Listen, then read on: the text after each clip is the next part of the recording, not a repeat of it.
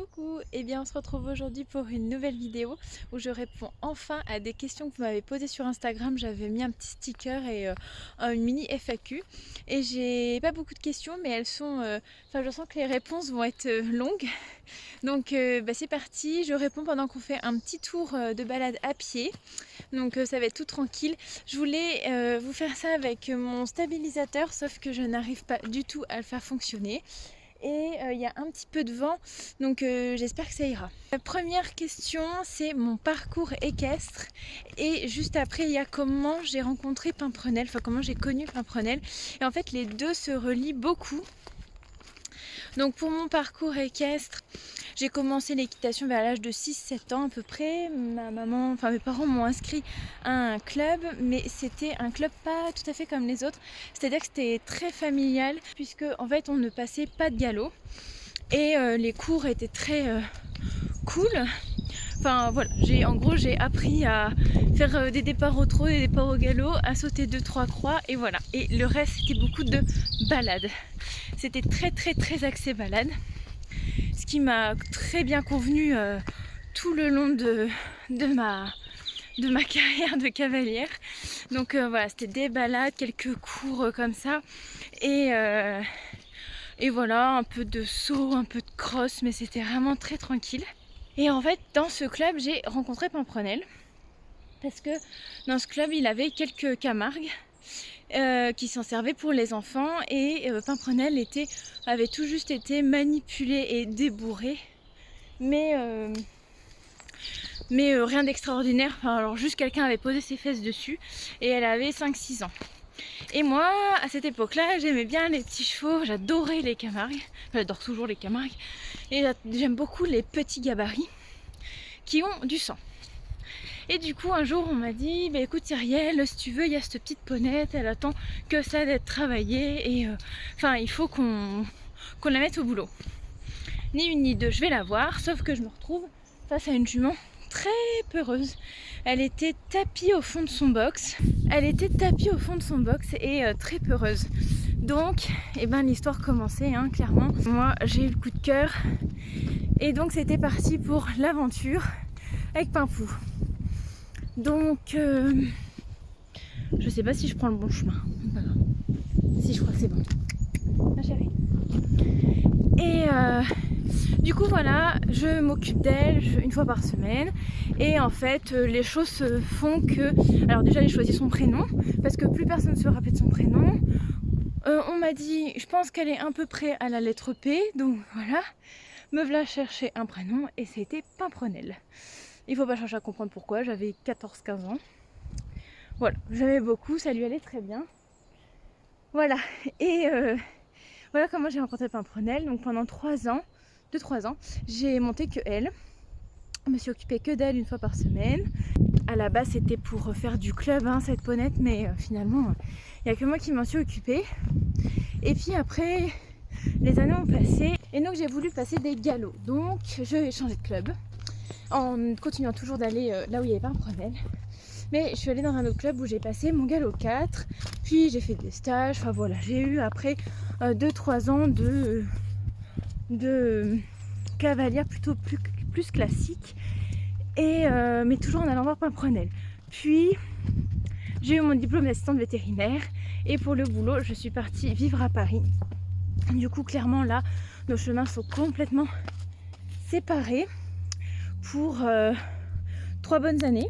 Alors, je la voyais une fois tous les 2 mois, j'allais juste la voir au pré rapidement.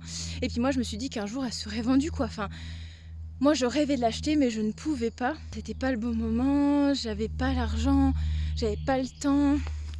Enfin bref, voilà. Donc je me suis dit un jour ou l'autre, Pimpou, elle sera plus pour moi quoi. Et puis le temps a passé et j'ai quitté Paris. Au moment où je me suis installée du coup en Bourgogne, enfin en Côte d'Or exactement, j'ai dit à mes parents, là je pense que c'est bon, c'est le moment que j'achète mon cheval, j'ai les sous de côté, j'ai le CDI, j'ai un bon environnement autour de moi. Et mes parents m'ont dit, super, du coup tu vas rechercher un cheval, tu veux quoi comme style de cheval? Et là j'ai dit, je vais aller chercher Pimprenelle. Donc on a versé notre larme, parce que Pimprenelle c'est un peu toute une histoire, fallait arriver dans ma vie à un moment où tout s'écroulait. Ouais, clairement. Et du coup, voilà. Donc, Pimprenelle, elle représente beaucoup dans ma famille. Et, et voilà, du coup, le fait d'aller la chercher elle, de l'acheter elle, ça représentait beaucoup. Et donc voilà, donc c'était parti, donc je l'ai acheté et voilà, donc comme quoi mon parcours, vraiment mon parcours équestre et ma rencontre avec Pimprenelle est très liée. Par contre, j'ai raconté toute cette histoire sur Instagram en 3 posts. Je vous explique mon parcours et ma rencontre avec Pimprenelle. Donc c'est rigolo, mais du coup cette question j'ai déjà répondu, mais j'y réponds avec grand plaisir en vidéo parce que c'est quand même pas pareil. Et voilà, et depuis Pimprenelle, elle est à moi et j'en prends le plus soin que je peux, même si c'est pas toujours évident. Mais voilà, bon, elle ne veut strictement pas marcher. Allez Doun, on se balade un petit peu là. On m'a posé une autre question, c'est comment j'ai découvert quels soins Pimprenelle avait besoin. Ben, en la regardant, en l'écoutant, et parce qu'elle m'a déclaré tous ses petits soucis les uns après les autres. C'est joli.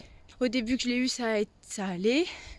Puis une fois au pré, elle m'a fait un abcès, mais bon ça, voilà, c'est pas un problème de santé en soi, mais voilà, ça surveille du coup. Par contre, bah voilà, une fois elle s'est mise à tousser très fort, donc je vais venir la veto. Mais effectivement, elle est très encombrée et diagnostic d'asthme, poussière, etc. Et puis dans une autre écurie aussi, elle m'a refait des crises, donc rebelote, veto. Et puis voilà, du coup, maintenant, j'essaie de tout faire pour que ça tout se stabilise et qu'elle vive le plus confortablement possible. Donc pour ça, nébulisation, marcher, voilà, parce que je suis dans une pension, donc mouiller le foin, tout ça, c'est pas évident niveau organisation, mais bientôt elle est à la maison, donc je vais pouvoir faire tout ça. Mais voilà, en attendant, je fais comme je peux. Après, voilà, une fois, elle marchait pas très bien, donc un veto a décidé de faire des radios arthrose un jarret. Donc voilà, et puis c'est mélanome toujours. Et ça disparaîtra pas. Donc pareil, j'essaye de maintenir en hydratant, en donnant des compléments pour essayer de les réduire. En tout cas d'éviter une catastrophe quoi. Les soins vraiment, comment j'ai appris à faire les soins, vraiment en la regardant.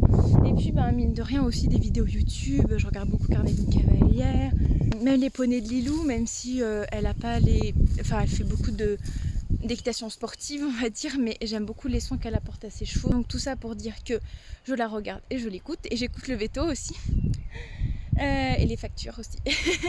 Après on m'a posé comme question si je suis la seule personne à m'occuper de Pimprenelle. Et oui, je suis complètement la seule.